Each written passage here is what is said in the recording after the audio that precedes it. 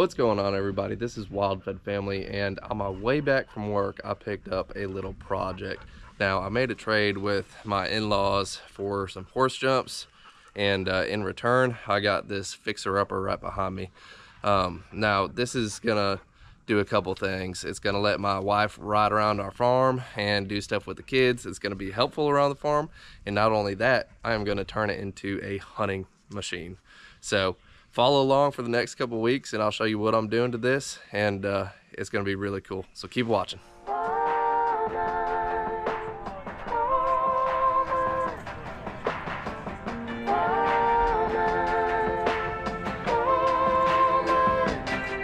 First things first, I'm gonna get this thing off the trailer, give it a good wash down with a pressure washer, and I'm just gonna stick it on the charger for a couple days and let all the batteries charge up so I can test them, see which ones are holding a charge or ones that need to be replaced.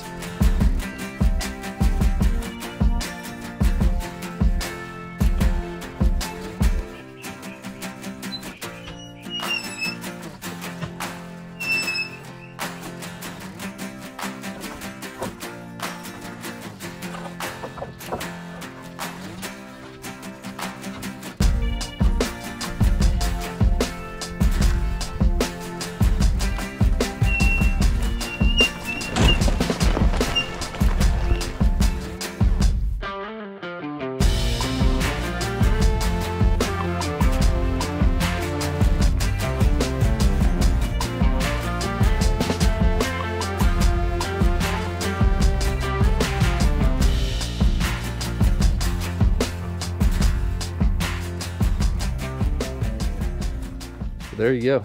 I got this thing pressure washed. I'm gonna let it dry off for a minute, roll it in the garage, pump these tires up, and charge the batteries. But I'll see you in a couple days. All right, so it's day 2, and I had this golf cart on the charger all last night. I tested the charger. I'm getting voltage to it, and I tested the 2 charging ends that connect to the loop batteries.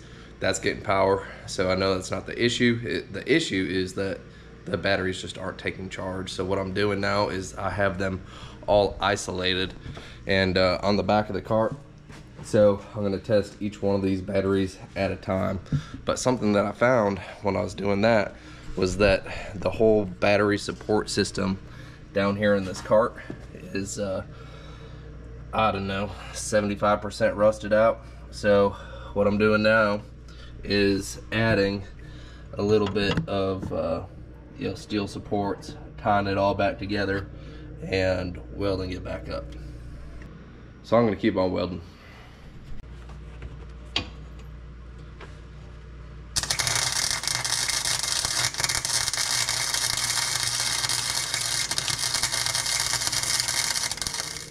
Well, that's it right there. I added these steel plates on either side in order to tie together this angle, and from there, in between, the weight is bearing on the tube steel that runs across there. So we should be all right and not lose any batteries from falling out underneath this thing. But now begins the painstaking process of isolating and charging each and every single one of these batteries and letting them charge every single night. So there's 6 batteries in this, so it'll take me roughly 6 days, but that's fine because I got a baby coming in 2 days. So I'm not going to have a lot of free time on my hands, so this is the right project for the right time, and check back in 6 days. All right, y'all. Well, quick little update. A couple things have changed since I last checked in. 1, I had a son, so that's a big change. But 2, while he was in the hospital and we were getting back to the house, I was charging each battery individually, and none of them checked out. So what I ended up doing was buying all new batteries. So I got a whole set of 6 brand new batteries, and the only reason you see this charger hooked up right now is because the charger also was bad. So I'm isolating 2 batteries at a time. These are 6-volt batteries, so I can isolate them to a 12-volt battery, charge it with my car charger, and I got an actual golf cart charger coming in the mail in 3 days, something like that. But the reason it's in the garage and I'm not cruising around is because I got something really cool that came in this afternoon, and that is a lift kit. Now I got a 6-inch lift that I'm gonna put on it, and I also have a whole set of brand new 22-inch tires. So I gotta get to work.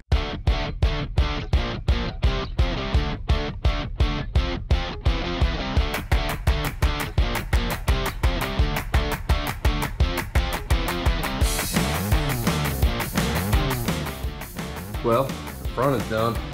Now it's time for the back.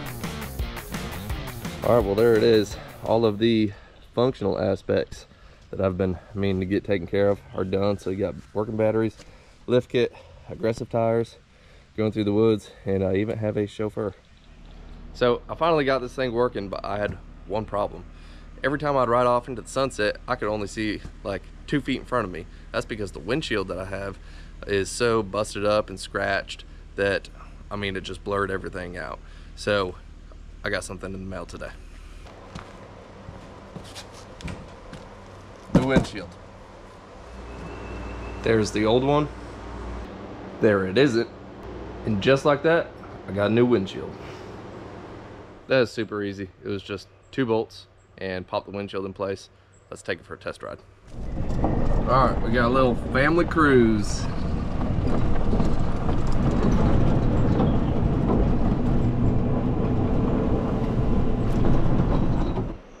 So I got one more upgrade in the mail today, and I was so excited to put it on, I completely forgot to record any of it, but it's pretty cool. Look at this. So I'm down here feeding my animals right now, and I actually have mobile light, which is pretty cool. So I have 2 different LED spotlights off the back and around the front. I put a light bar on it, and that illuminates just about everything that I need to see. So this right here is going to make a big difference on the early mornings when I'm trying to get out there, and also on the late afternoons and night after I have trailed the deer and harvested one, to get it back to the house with complete light. Sorry about the pigs. Well, it's another day and I got one more shipment in. So check it out. I have this old seat that put some duct tape on. Even the backrest, it's all chewed out. Now, I could put a upholstery cover on it, but the problem is the duct tape's just covering up what's been chewed out. So I got a brand new seat, new foam, new upholstery, new plywood on the bottom. I'm gonna pop that thing on. And just 30 minutes later, we got a set of brand new seats and a passenger that really wants to test them out. So let's go for a test ride, and I will see you back on the next installment. Well, I'm back, and it's been about a week since the last part of this video, and right now it is pouring down rain. I can't do any work around the yard, and I came home to some boxes on the front porch. So it's a great day to do something in the garage and work on this golf cart. So let me show you something. Here's my boxes. I'm about to show you where those go. So Father's Day is actually on Sunday, this upcoming Sunday, and Holly asked me what I wanted, and I sent her a link to this whole back assembly. So as you can see, this hinge is kind of falling apart, it's beaten up, and even below it, this whole footrest is just rusted out, corroded, falling apart. So thank you, Holly. Let's put it together.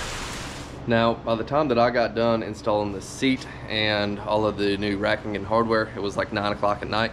So I didn't get around to taking a shot of it when I got finished, but here it is. So I got a new rail put on, I got new seats, cushions, and this folds out into basically a work area where I can work on stuff in the back or load it up with stuff from the garden, deer, etc. So I'm pleased with it so far, but we got one more thing to do, and that's what I'm going to work on today. Is I don't want this thing bright white rolling around the woods, so I'm going to give it a paint job. And I got just a matte dark olive green paint, but before I get to that, I need to prep it. Oh, and I forgot to mention, I actually have and I ordered some of these rolls of vinyl, and on Amazon it looked great, but the actual camo pattern, looking at it in real life, is super pixelated, does not look good, so I will not be putting that on.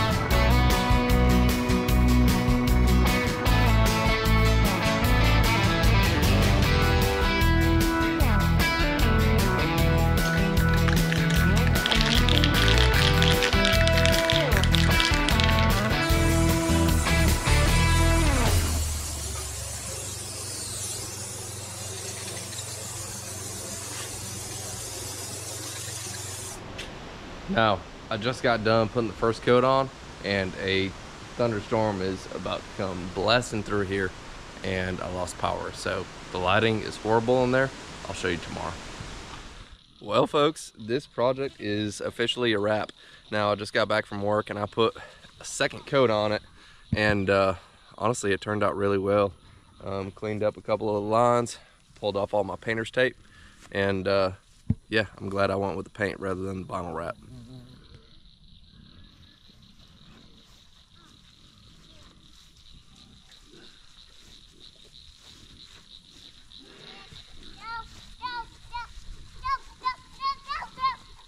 So the very last thing that I'm going to add, and it's coming in the mail tomorrow, is going to be a gun rack that goes across the two vertical rails that hold the roof up.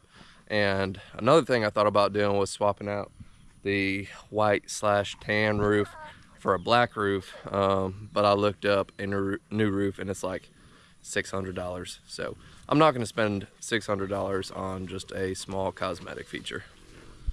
So one of the major reasons that I wanted an electric golf cart is because when I go to this hunting property, the way that I have to get over there is by running about 1/10 of a mile down the road, crossing over a bridge, because I have a creek that separates my property and the property that I hunt. And what happens is that four-wheeler sends an echo all the way down the creek, and during bow season they don't think much of it, but as the season progresses they get a little more educated, and I was looking for a stealthier mode to get in and out of the woods. On top of that, wildlife don't have a great perception of what a vehicle is. You know, you're not walking, you're not creating the of footsteps.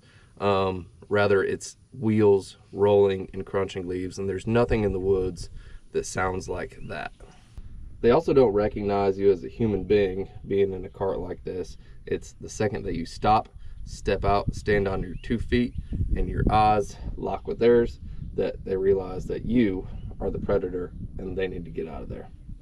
So all in all, I'm excited to see how this changes the way that I hunt. I'm excited to get in and out of the woods quiet, comfortably, and while it's raining, I got a roof over my head and a windshield to keep me dry while I'm getting in and out. But if you like this video, go ahead, like, share, subscribe, and I just want to say thank you for watching. I hope this gives you some ideas on ways that are going to make your hunts easier and more comfortable, and yeah, you'll see more of this cart in the near future. See ya.